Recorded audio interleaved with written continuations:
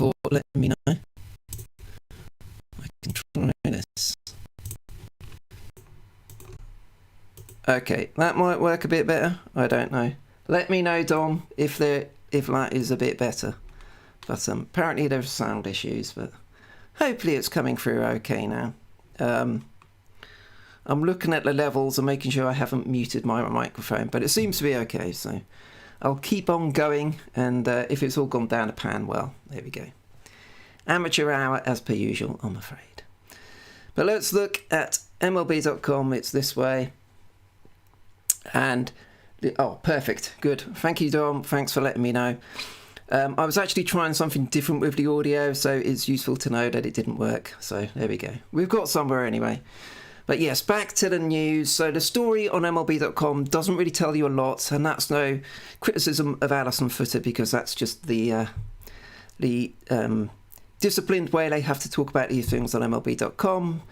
But they've made clear there 2 games have been postponed today. The game between the Marlins and Orioles, and the games between the Phillies and Yankees. So you don't get a lot there, other than the fact that they are saying there has needed to be some extra testing. But if we go to another website, such as ESPN, we get more of the story. So there has been an outbreak of the coronavirus among the Miami Marlins. At least 13 people have caught COVID-19 so far, either players or coaches within the Marlins. There was someone on Twitter suggesting that it may have been they picked it up in Atlanta as part of the exhibition before the season started. Don't know if that's been confirmed yet, but that is being suspected so far.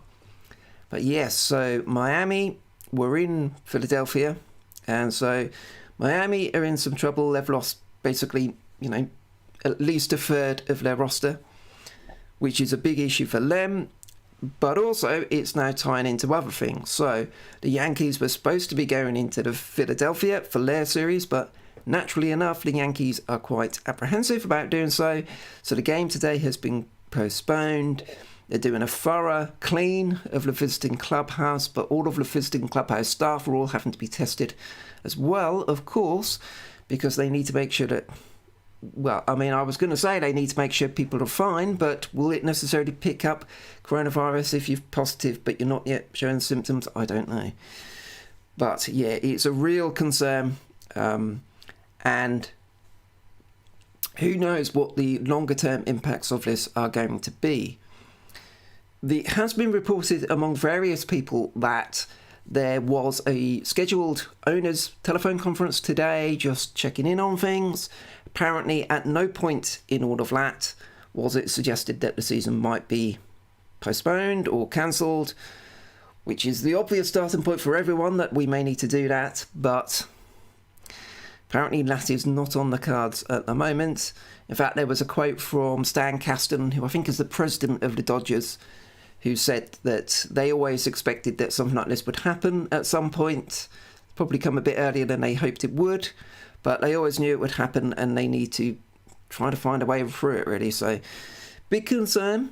I know I'm being a bit cynical here, but I would suggest that maybe if it would have been a so-called bigger team that had been hit badly like this, it may be taken more seriously, and I hope that's not the case, but I do kind of fear it might be. The Marlins aren't seen as a contender, aren't seen as a big team. If it had been the Yankees as it happened to, or whoever else, the Dodgers, it probably would have been taken even more seriously, but we are where we are, and Major League Baseball are going to have to do something about it. If we have a quick look on Twitter to see the very latest, and this is from Kim Rosenthal, of course. The concern is what are the Marlins going to do with their roster, because they need people to be coming in and playing. And here's a quote for you. Marlins have claimed right-handed pitcher Justin Schaefer from the Cincinnati Reds. The Reds designated him for assignment, and so the Marlins have picked him up. Good luck if you are Justin Schaefer. Dearie me, what a situation. Who knows? Who knows how this is all going to unfold? David Price, who opted out, moved to the Dodgers, of course, over the offseason, was traded to the Dodgers. Says, now we really get to see if MLB is going to put players' health first. Remember when Manfred said players' health was paramount? part of the reason I'm at home right now is because players' health wasn't being put first. I can see that hasn't changed. Strong words.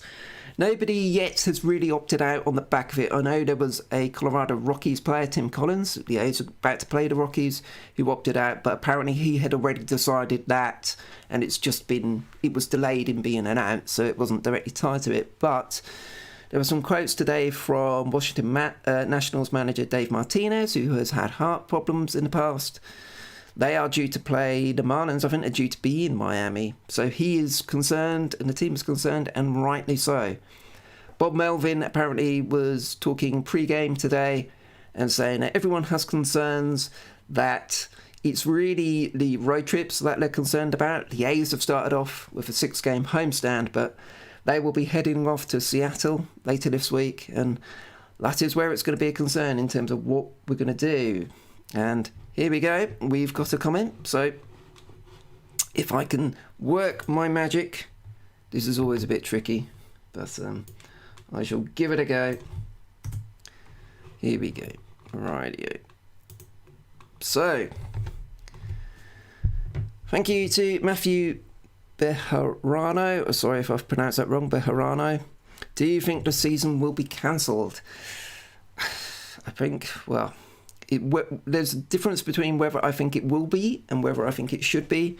I think it's getting very difficult now to justify keeping on playing, because the issue we've got in America, which is very different to how things have worked with the professional sports coming back in other countries, is that the number of viruses, the number of infections is still going up, it seems to be.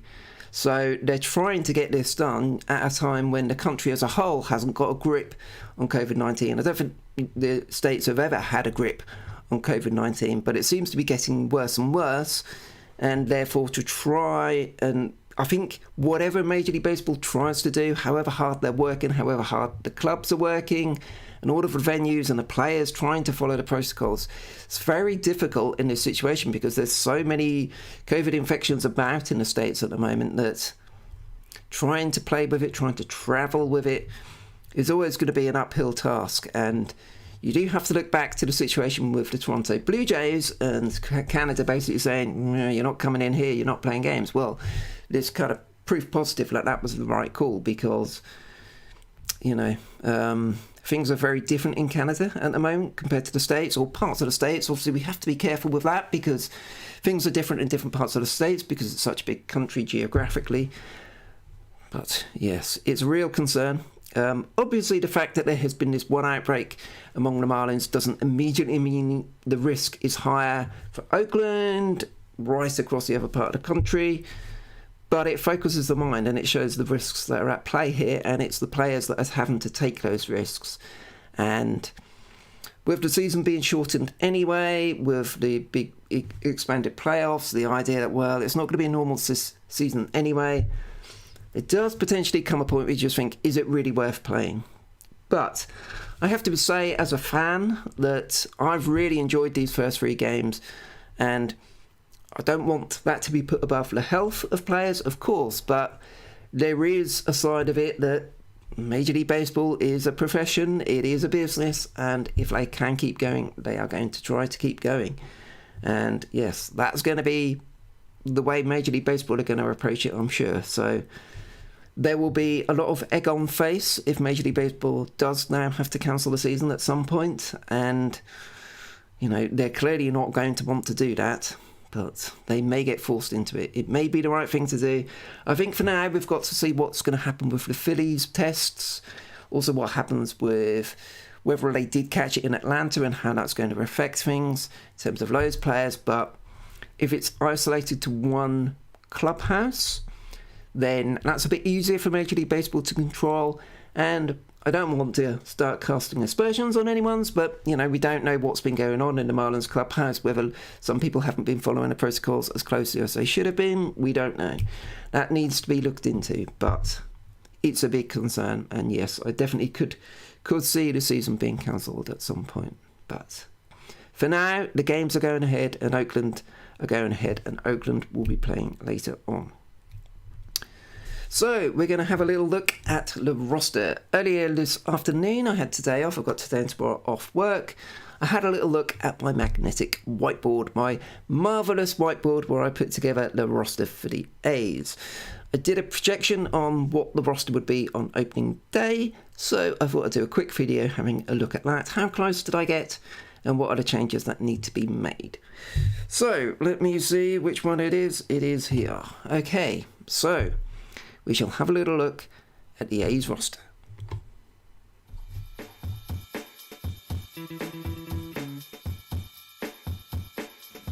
Let's take a look at the roster, the A's roster as it stands at the moment. Now, this is how we had it just before the 30-man roster was announced.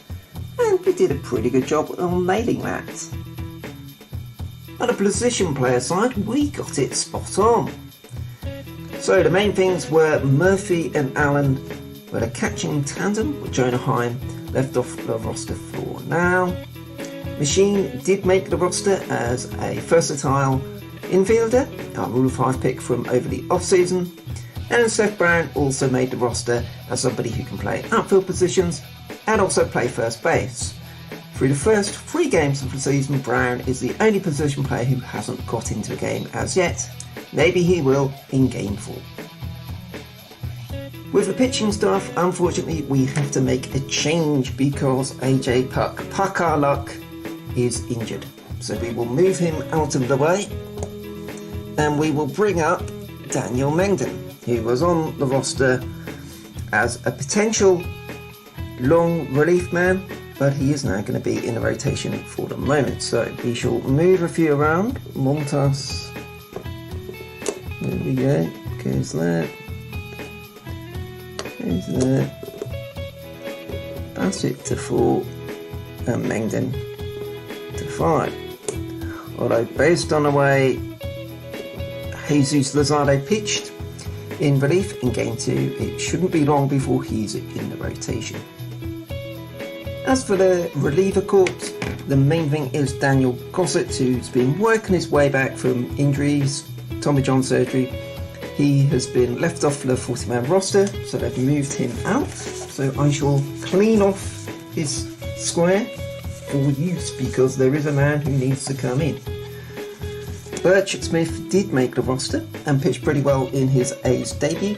We need to bring the Messiah into things. There he goes, Jesus Luzardo. And the guy we brought in, surprise pick, but he made the roster as a non-roster invite and he's come through, is Jordan Weems. So he is a right-hander. And I will fill in his card now. Here we go. We've not yet seen him in a game as yet. But who knows, he may be playing in Game 4 today. And that is how the roster board looks at the moment.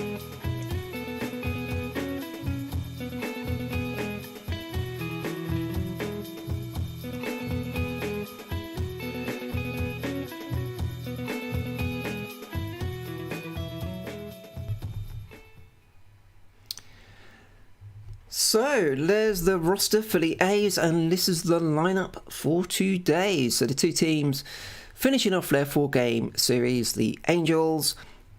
Leading off for them is David Fletcher at third base, who has been a bit of a pest. He's always a bit of a pest, a real battler at the plate. He's taken over for Anthony Rendon, who's been injured for this opening series, but he's done a good job for them, you have to say. Mike Trout, who absolutely waffled a 3-0 pitch by Mike Fiers, an 88-mile-per-hour fastball right down the middle, got the treatment. So, yeah, back to the drawing board on that one, Mike Fiers. Shohei Ohtani, the show pony, is back in, and he was DHing today. So I don't know whether they were planning to DH him today already, or if they're just bringing him in. He had such a bad time of it yesterday, they thought maybe let's try and bring his confidence up and try and get some hits. We'll see. Justin Upton is back in at left field.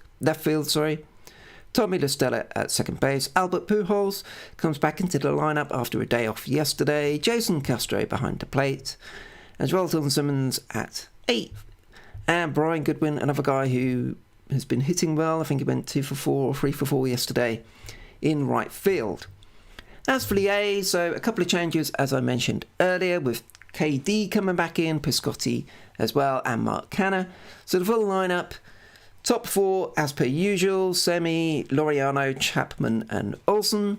Mark Canha bats 5th and is in left field. KD is designated hitter today, so hopefully that day off will help clear his head and make things a lot better, and he can really stamp on Griffin Canning today and get a home run or two. Stephen Piscotty back in right field, Sean Murphy behind the plate, and Tony Kemp at second base. And as Dom mentioned here on our Periscope, Shohei back in because he barely pitched yesterday. Absolutely, mate, yes. He is, yes, he didn't have a long outlay, did he? 6 batters, I think it was single, walk, walk, walk, single, single. Tough times for poor old Shohei, but yes, he does have a potent bat, let's be honest, so let's not take the mick too much just yet, because, yeah, he might just cause us a problem or two.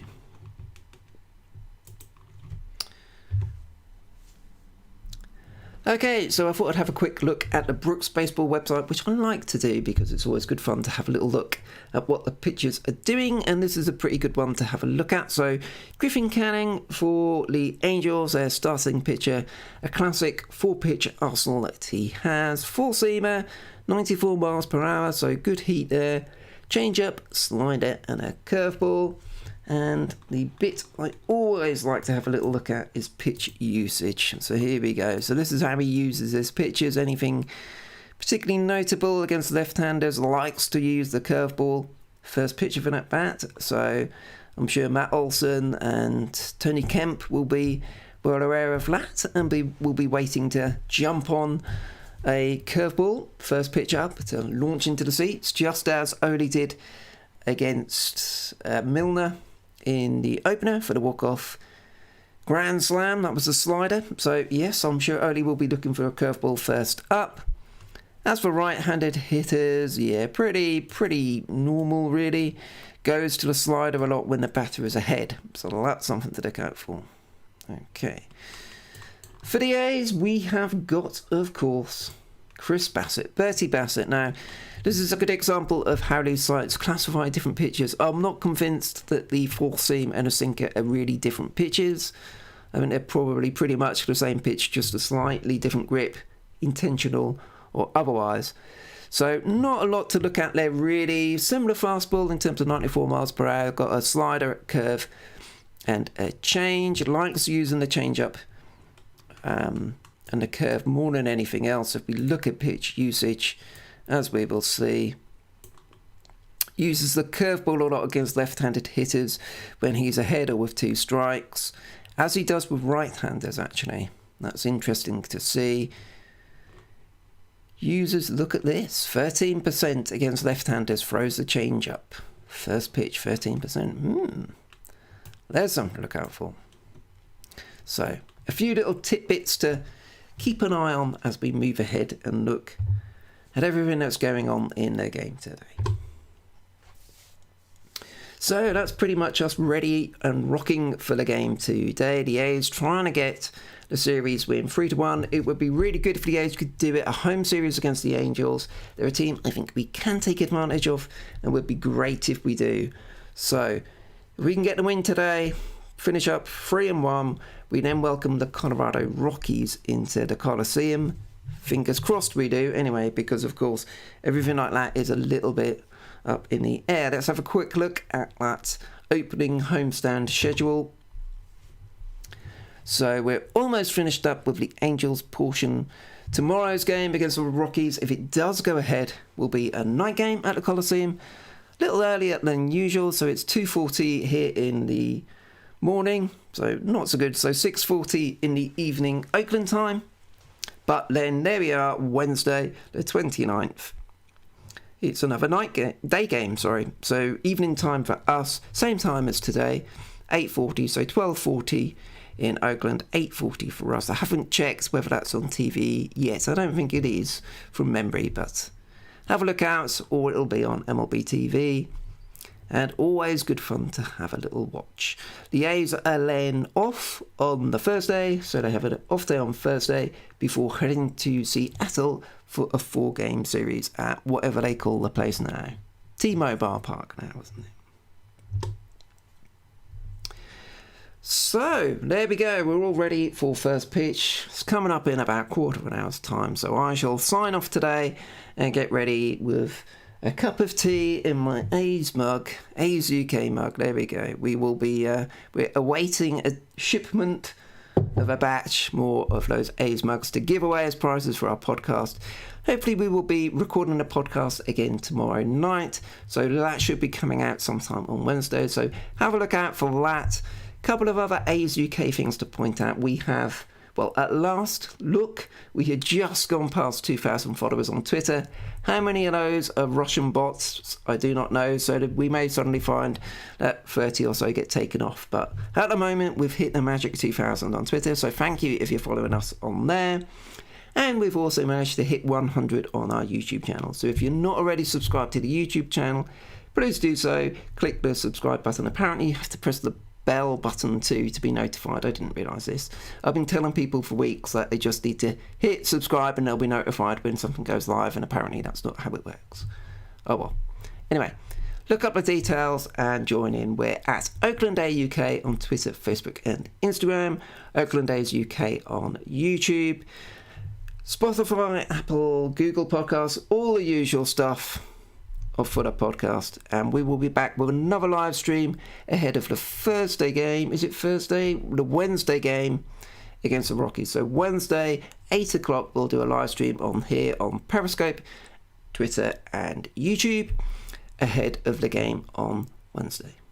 Thanks a lot for watching. Enjoy the game today. Let's hope we can get a series win and get things going as we then move on to the Rockies series, provided the whole Major League Baseball season hasn't been completely torn up. Thanks a lot for watching. See you next time.